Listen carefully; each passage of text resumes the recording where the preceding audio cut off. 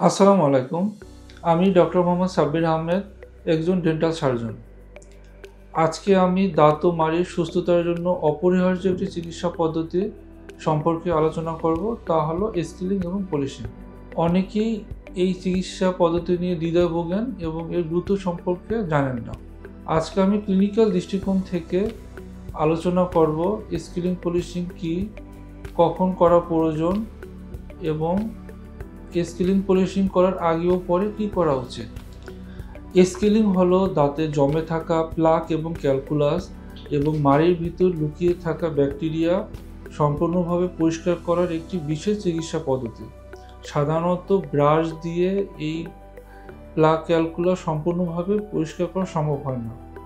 একজন dental surgeon ultrasonic scalar নামে একটি আধুনিক যন্ত্র ব্যবহার করে এই প্লাক ক্যালকুলাস সম্পূর্ণভাবে পরিষ্কার করে থাকেন। পলিশিং হলো স্কিলিংয়ের পরবর্তী ধাপ। স্কিলিং করার পরে দাঁতের উপরিভাগে কিছুটা অমসৃণ থাকতে পারে। পলিশিংয়ের মাধ্যমে দাঁতের উপরিভাগে মসৃণ এবং আরও উজ্জ্বল হয়। এর ফলে দাঁতে দ্রুত ব্যাকটেরিয়া এবং ময়লা জমতে পারে না, ফলে দাঁতকে সুন্দর এবং পরিষ্কার লাগে। এখন আসি স্কেলিং কখন করা প্রয়োজন। স্কেলিং সাধারণত আপনার দাঁতের নিয়মিত ডেন্টাল চেকআপেরই অংশ, তবে কিছু বিশেষ পরিস্থিতিতে এটি করা খুব প্রয়োজন হয়ে যায়। যদি আপনার দাঁতে প্লাক ক্যালকুলাসে শক্ত আবরণ জমে যা ব্রাশ করলে পরিষ্কার হয় না, তখন আপনার দাঁতে স্কেলিং করতে হবে। মাড়ি ফুলে যাওয়া, লালচে হয়ে যাওয়া, ব্রাশ করার সময় বা খাবার খাওয়ার সময় রক্ত পড়া বা মাড়িতে হালকা ব্যথা অনুভব করলে স্কেলিং প্রয়োজন। যদি মাড়ি থেকে পুঁজ হয়, মুখে দুর্গন্ধ হয় এবং দাঁত নড়বড়ে মনে হয়, এটা মাড়ি রোগের আরও গুরুতর অবস্থা। এক্ষেত্রে স্কেলিং করা অত্যন্ত গুরুত্বপূর্ণ। দাঁতের বড় কোনো চিকিৎসা যেমন implant, braces, filling, root canal বা দাঁতের বড় কোনো অস্ত্রোপচারের আগে দাঁত ও মাড়িকে সম্পূর্ণ জীবাণুমুক্ত রাখতে স্কেলিং প্রয়োজন। সাধারণ সুস্থতার জন্য একজন ডেন্টাল সার্জনের পরামর্শ অনুযায়ী বছরে অন্তত 1 থেকে 2 বার স্কেলিং করানো উচিত। এটি মুখের স্বাস্থ্যকে দীর্ঘমেয়াদী সুস্থ রাখতে সাহায্য করে। স্কেলিং একটি নিরাপদ প্রক্রিয়া হলেও এর আগে ও পরে কিছু বিষয় মেনে চলা দরকার। স্কেলিং শুরু করার আগে আপনার ডেন্টাল সার্জনকে আপনার সম্পূর্ণ স্বাস্থ্যগত তথ্য জানান।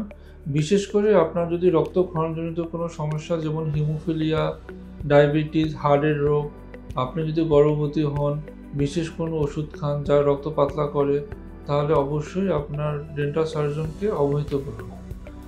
স্কেলিংয়ের পরে কিছু বিষয় মেনে চলতে হয়। প্রথম 24 ঘন্টা শক্ত গরম বা স্কেলিংয়ের পরে কিছু বিষয় মেনে চলতে হয়।